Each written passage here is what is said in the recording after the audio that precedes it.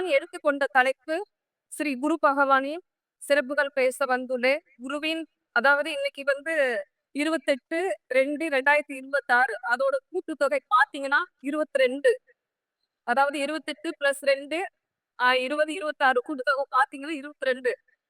22 2 + 2 போட்டீங்கன்னா 4. அப்ப நம்ம 4 நாள் யாருக்கும் மன்னிச்சு தான் அது எப்பயுமே குடிப்போம். 2வது 14ஆம் தேதி கர்த்தரள்ளி பேச்சுனால 1 + 4 யாரு புதன். புதனால அவரு அவர் புத்திக்கு புத்திக்கு புதன். அதனால இந்த ராமியும் புதனும் இருக்குன்னா இந்த இந்த இதுல நமக்கு சிறப்பா அதுவும் சனிக்கிழமை இன்னைக்கு யாரோட நட்சத்திரம் அவரோட நட்சத்திரம் நமக்கு வந்திருக்குதுங்க. குரு கு என்றால் அதாவது குரு விளக்கு ஷாட்டமா கு என்றால் அறியாமை அதாவது கு என்றால் கற்றுப்பவருக்கு விளக்குதல் அதாவது அறியாமை அகற்றி ஞானத்தை கொடுப்பவர் குரு பகவான். பொதுவாக மாதா பிதா குரு தெய்வம் வரிசையில குருவதா முன்னாடி வைத்தாங்க. தெய்வத்திற்கு முன்னாடி ஆண்டவனை குருவிற்கு அப்புறம்தான். குருவோட அருளும் ஆசியும் இல்லாம நம்ம ஞானத்தையோ முக்தியோ அடைய முடியாது. அறிவுக்கு புதன் அறிவுக்கு யார சொல்வோம் புதன சொல்லுவோம். ஞானகரனுக்கு கேத் பகவான் சொல்வோம். குருவிற்கு மற்றும் போதிப்பவரும் மற்றும் ஞானத்தை கொடுப்பவர் குரு பகவான் தான். பிரபஞ்சத்தின் அதாவது இப்புள்ள பிரபஞ்சத்தின் முடிவே மீன ராசி தான். நீர்த்தத்துவ ராசி தான் மீன ராசி. மீனரசு குறிப்பிட்ட காலத்துக்கு மேல நாம இப்ப வாழ்ந்து இருக்கின்ற நகரம் ஒரு பெரிய அழிவை சந்திக்கும் போது நிறைய நகரங்கள் நீருக்கடியில் மூழ்கின்றன. குரு அதாவது லக்னத்தில் அதாவது குரு அமர்ந்துட்டாலே லக்னத்துல திக்பலன்னு சொல்லுவாங்க. 5 பொலத்தை 7 திருமணம் அதாவது கலஸ்திரஸ்தானம் 9 பாக்கியஸ்தானம் இருக்கு இறைஸ்தானமும் இருக்கு. குரு லக்னத்தில் இருந்தால் ரொம்ப உயர்வா நல்ல இடத்துக்கு வருவாங்க. அவங்க பேர் சொன்னா அவங்க ஏரியாவிலும் சரி அவங்க சொந்த பந்தத்துல சரி சமுதாயத்தை ஒரு நல்ல அந்தஸ்த வாழ்க்கை வாழ்வாங்க.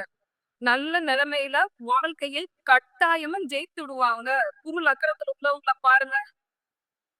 தனுசு ராசியோ தனுசு லக்னமோ மீன ராசியும் மீன லக்னமோ இல்லைன்னா அவருடைய நட்சத்திரத்திலயாவது யாராவது உங்க குடும்பத்துல யாராவது இருப்பாங்க. குரு லக்னத்துல குரு உள்ளவங்க பாத்தீங்கன்னாக்கும் பூர்வீக சொத்து கண்டிப்பா அவங்களுக்கு இருக்கும். பெரும்பாலும் பார்த்தா கொழுப்பு சம்பந்தப்பட்ட கட்டி இருக்க வாய்ப்பு இருக்கு. கொஞ்சம் கொழுப்பை தவிர்ப்பது இந்த காலகட்டத்துல நல்லது. சூரிய குடும்பத்தில் உள்ள ஒரு மிகப்பெரிய கோள் யாருன்னு கேட்டீங்கன்னா குரு பகவான் தான்.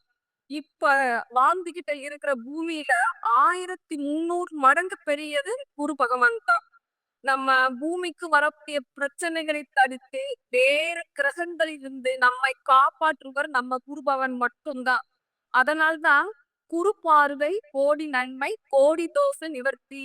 நமக்கு குரு சுப காரியத்திற்கு மட்டும் 4ஆம் இடத்தை பார்த்தாலும் 4ஆம் வீட்டின் அதிபதியோட சேர்ந்து இருந்தாலும் 4ஆம் கோட்சார குரு பெற்றாலும் வந்தாலும் ஒரு வீடு கட்டுறதுல ஒரு தடை வந்தாலும் அப்போ ஒரு குரு பார்த்தாங்கன்னா சீக்கிரத்துல வீட கட்டி முடிச்சிருவாங்க.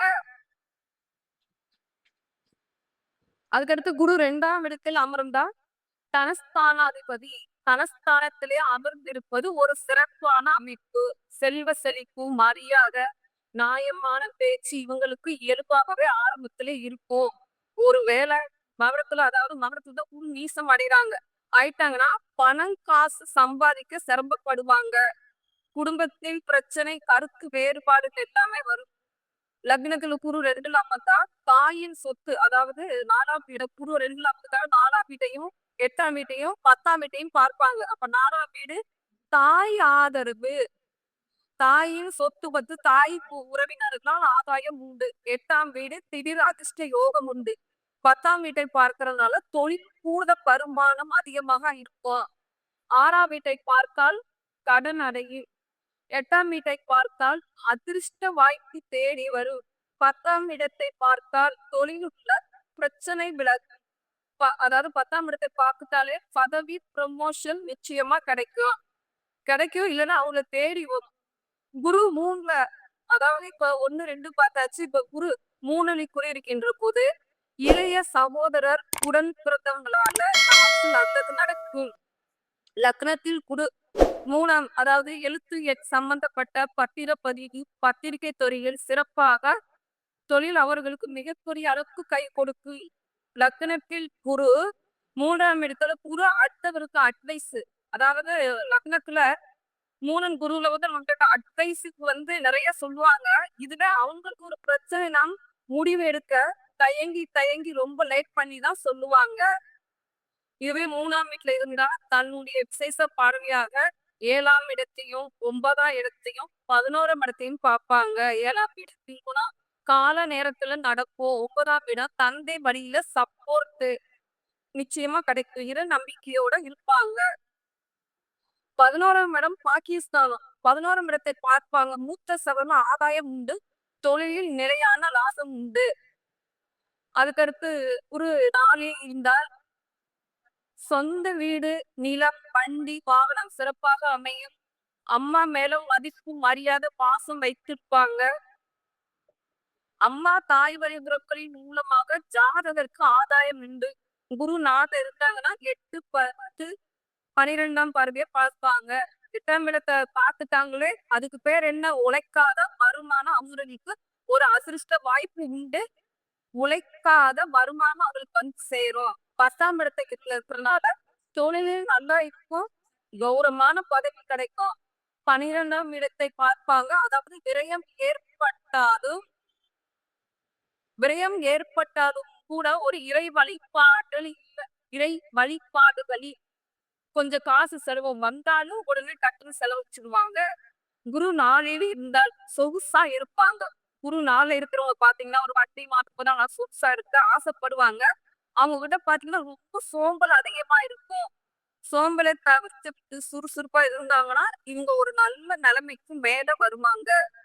4ல குரு இருக்கிறவங்க செரிமானம் கோளாறு, கல்லீரல் பிரச்சனை மிக வர வாய்ப்பு இருக்கு. காலபுருஷ தத்துவப்படி குரு 5ல் காரக பாவனாஸ்தி. அதாவது காலபுருஷ தத்துவப்படியில குரு 5ல் வந்துட்டாரு. அதுக்கு பேர் காரக பாவனாஸ்தி. 5ஆம் இடம் புத்திரஸ்தானத்தில் 5ஆம் அதிபதி. அந்த 5ஆம் இடம் புத்திரஸ்தானத்தில் 5ஆம் அதிபதி புத்திரக்காரக 5ஆம் இடத்துல அமர்ந்தாங்கன்னா அதுக்கு பேரு காரக பாவனாஸ்தி.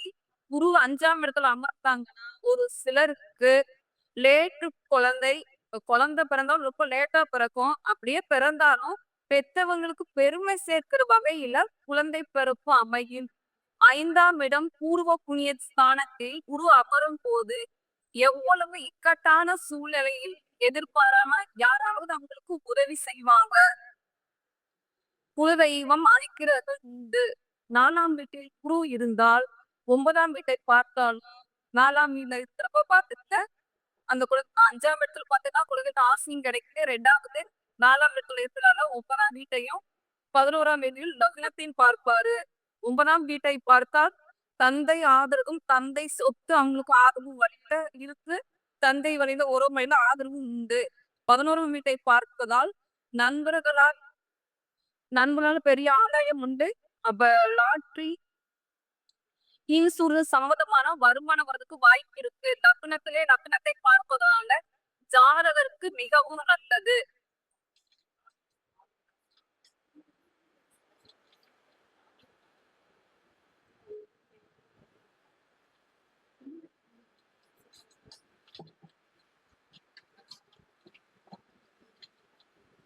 குரு 6ல் அமர்த்த குருவிற்கு பல மடங்கு கொடுக்கின்ற தன்மை உண்டு. குரு 6ல் அமைஞ்சிட்டாங்கன்னா குருவிற்கு பல மடங்கு அதாவது பெருக்கின்ற தன்மை குருக்கு அப்படி ஒரு பேர் இருக்குதுங்க. குரு 6ல வந்தாங்கன்னா பெருக்கின்ற தன்மையும் இருக்கு. எந்த ஒரு விஷயத்தையும் குரு பகவான் அதிகப்படுத்தி கொடுப்பார். இது அவருடைய கேரக்டர், அவருடைய தன்மைன்னு சொல்லலாம். கடன் வாங்குவதை தவிர்ப்பது நல்லது. மட்டுக்கும் கடன் வாங்குவது ரொம்ப சிறப்பு. கடன் வாங்குவதால் தான் பிரச்சனை நிறைய வரும். ஜாமீன் கையெழுத்து மெயினா போடக்கூடாது. 6ஆம் இடத்துல இருக்கிறப்ப 10ஆம் வீட்டையும் 12ஆம் வீட்டையும் 2ஆம் இடத்தை பார்ப்பாங்க. 10ஆயிரம் பதவி ப்ரமோஷன் தொழிலுக்கு ஏற்படும். 12ஆம் இடத்தை பார்ப்பதால பல கரைய செலவு உண்டு. 2ஆம் இடத்தை பார்ப்பதால் வாக்குஸ்தானம் தனஸ்தானம் சிறப்பாக அமையும். லக்னத்தில் குரு 7ல் இருந்தால் கலஸ்திரக்காரகன் வாழ்க்கை துணை நண்பர்களால் கௌரவமான இடத்திலிருந்து ஆணோ பெண்ணோ அமையும். அதாவது குரு 7ல இருந்தாங்கன்னா கலஸ்திரக்காரங்க சொல்லக்கூடிய ஒரு வாழ்க்கை துணை ஆணோ பெண்ணோ அவங்களுக்கு ஒரு நல்ல பொண்ணோ மாப்பிள்ளை சிறப்பாக வருவாங்க. குரு 7ல் இருக்கிறதுனால கூட்டு தொழில் சிறப்பாக இருக்கும். பத குரு 7ல் இருக்கிறதுனால 11ஆம் இடத்தையும் 1ஆம் இடத்தையும் 3ஆம் இடத்தையும் பார்ப்பாரு. 11ஆம் இடம் லாபஸ்தானம் ஸ்டாண்டர்டா இருக்கும். மூத்த சகோதரர்களால அவங்களால நல்ல ஆதாயம் உண்டு. 1ஆம் இடம் நமக்கு நல்லா இருக்கும். மொத்தத்துல ஜாதகருக்கே நல்லது. லக்னத்துல குரு இருந்தாங்கன்னா 3ஆம் இடம் சகோதர ஒற்றுமை உண்டு. சகோதர ஒற்றுமை உண்டு. சகோதர அனுசரணை உண்டு. குரு 8ல் இருந்தால் நல்ல ஆயுளை கொடுப்பார். உழைக்காத வருமானம். உழைப்பு கம்மி, வருமானம் அதிகம். இன்சூரன்ஸ் உயில் இதன் மூலம் வருமானம் ஆதாயம் உண்டு. அதாவது மறைஸ்தானம் குரு வந்துட்டாலே 8 புரியல. ஆமா. இல்ல இனிமேல் வரும். மறைவு ஸ்தானக்கே அவங்க இருப்பா. ஓ! சரி, சரி. சும்மா வச்சுக்கிட்டு அப்ப நீங்க வச்சுக்கலாம். மறைவு ஸ்தானம் 8ல் குரு இருந்தால் எந்த ஒரு விஷயத்தை நம்பி சொல்லலாம். குரு 8ல இருந்துட்டாங்கன்னா அவங்கள நம்பி எந்த ஒரு விஷயத்தையும் சொல்லலாங்க. ரகசியத்தை பாதுகாப்பாங்க. மொத்தத்துல இது வந்து உழைக்காத வருமானம். 8ஆம் இடத்திற்கு 8ஆம் இடத்திற்கு குரு அமர்ந்துட்டாலே 12ஆம் இடம், 2ஆம் இடம், 4ஆம் இடத்தை பார்ப்பாங்க. 12ஆம் இடத்துல வந்து அமர்ந்துட்டாங்கன்னா செலவு ரொம்ப அதிகமா இருக்கும்.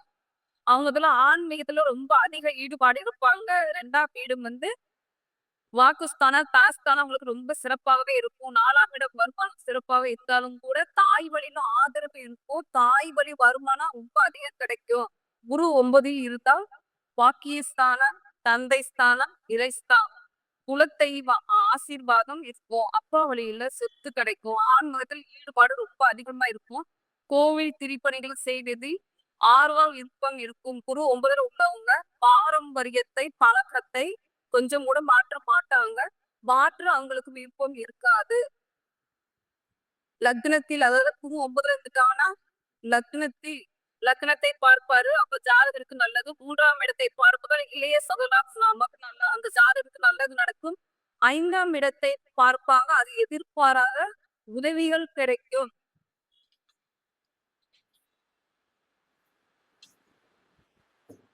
10ஆம் இடத்தில் குரு தனித்து நின்றால் சிறப்பு இல்லை. 10ஆம் இடத்துல குரு தனிச்சு நின்னாங்கன்னா எப்பவுமே ஒரு சிறப்பு கிடையாதுங்க. வேறு ஒரு கிரகத்தோடு சேர்த்து கெடு பலன் குறையும். குரு 10ல் இருந்தால் பதவி பறிப்போகும் என்று பழமொழி உண்டு. 10ல் குறி இருக்கிறவங்க அதிகாரத்தோடும் கருமத்தை விட்டு வேறு தவறான வழியில் சென்றால் பதவி பறிப்போகும். அவ்வளவு சீக்கிரத்தில் வேலையோ தொழிலோ அமையாது. அலைச்சல்தான். குரு 2ல 4ல 6ல பார்வை பார்ப்பாங்க. அப்ப குரு 2 எடுத்துக்க தனஸ்தானம் நன்றாக இருக்கும். தாய் வழி ஆதரவு இருக்கும். 6ல் வந்து ரொம்ப அதிக கடன் வாங்கவும் கூடாது. ஜாமீன் கைக்கும் போடவும் கூடாது. குரு 14 இருந்துட்டாங்க தொழிலில் லாபம் நன்றாக இருக்கும். எவ்வளவு கடன் இருந்தாலும் கடன் அடைத்து விட்டுருவாங்க. மூத்த சகோதரர்கிட்ட உதவி கிடைக்கும். நண்பர்களிடம் இருந்து உதவி கிடைக்கும். குரு 16ஆம் இருக்கிறனால 3, 5, 7 பார்வை பார்ப்பாங்க. அப்ப 3 இளைய சகோதரனாலும் உடன்பிறப்புகளாலும் ஜாதகருக்கு நல்லது நடக்கும். குலதெய்வத்தோட அனுகிரகமும் உண்டு. எதிர்பாராத அவங்களுக்கு ஒரு உதவி வந்து சேரும். 7ல வந்து பார்வை பார்க்கறனால கௌரவமான இடத்துல இருந்து வாழ்க்கை துணை அமையும். ஏற்ற குரு அமர்ந்துட்டவங்கள ஆனா பொண்ணு அந்த ஜாதகத்துக்கு முடியிறப்ப ஒரு நல்ல உயர்வான இடத்துக்கு வர வாழ்க்கை துணைக்கு மிகவும் அதிகமாக இருக்கின்றது. குரு 12ல் இருந்தால் குரு 12ல இருந்துட்டாங்கன்னா விரயஸ்தானம், மோட்சஸ்தானம் எல்லாமே சுப செலவாக இருக்கும். கையில் காசு தங்காது. திருப்பணி கோவில் அதாவது ஆன்மீகத்தில் ரொம்ப அதிக நாசமா இருப்பாங்க. கோயில் விஷயங்கள் ரொம்ப விரைய செலவு தான் ரொம்ப அதிகம் செய்வாங்க. 12ல குரு வந்து கடல் கடந்து போவாங்க. வெளியூர் வெளிநாடு சென்றாலே மொத்தத்துல தொழில் நன்றாக இருக்கும். 12ல குரு வந்துட்டாங்களே வெளியூர் போனாலே அந்த ஜாதகத்துக்கு ரொம்ப நல்லது. மொத்தத்துல தூக்கம் வந்து உறக்கம் நிம்மதியா நல்லா தூங்குவாங்க. 12ஆம் இடத்தை பாக்குறனால இடத்துல 4ஆம் இடம் 6ஆம் இடம் 8ஆம் இடத்தை பாக்குறதுனால வண்டி வாகனம் 6ஆம் இடத்துல பாக்குறதுனால கடன் வாங்குவதில கொஞ்சம் பார்த்து முகணும். 8ஆம் இன்சூரன்ஸ் உள்ள வருமானம் வர்றதுக்கு ரொம்ப அதிக வாய்ப்பு இருக்குது. இப்ப வந்து என்னன்னு கேட்டீங்கன்னா, இப்ப எவ்வளவோ தோசம்ல சொல்லியிருக்கோம். இப்ப ஒரு புதுசா ட்ரெண்டிங்கா கிரெடிட் கார்டு தோசம்லாம் இப்ப வந்திருக்குது. அதாவது 12ல குரு வந்துட்டாலும் பெரிய காசுன்னு தோசைன்னு சொல்லுவாங்க. அதாவது யார் யாருன்னு கேட்டீங்கன்னா, குருவும், சனியும் சேர்ந்து விரயத்தில் இருக்கிறாங்க. ஒரு சிலருக்கு இதுக்கு பரிகாரம் என்னன்னு பார்த்தீங்கன்னா, திருச்செந்தூர்ல போயிட்டு செந்தில் அன்னூர் வழிபாடு செய்து, அங்கிருந்து புறப்பட்டு திருநள்ளாறு சனி பகவானுக்கு எண்ணெய் தீபமேற்று அர்ச்சனை செய்தால், கிரெடிட் கார்டு தோஷம் சரியாகிவிடும். அப்புறம் இன்னொரு எஸ்எம்எஸ் தோஷம் இருக்கு. இன்டர்நெட் தோஷம் இருக்கு. இவங்கலாம் டீனேஜ் பாய்ஸா இருந்தாலும் சரி, கேர்ள்ஸா இருந்தாலும் சரி, அவங்க எத எது பார்க்கணும் முக்கியத்துவம் அத மட்டும் கொஞ்சம் பார்த்து பயன்படுத்திட்டீங்கன்னா நல்லது. இந்த காலகட்டங்கள்ல திருச்செந்தூர் பெருமாளுக்கு போயிட்டு, திருநள்ளாறுக்கு போயிட்டு வழிபாடு அர்ச்சனை பண்ணிட்டு வந்தீங்கன்னா, மிகவும் ரொம்ப சிறப்பாக இருக்கும்.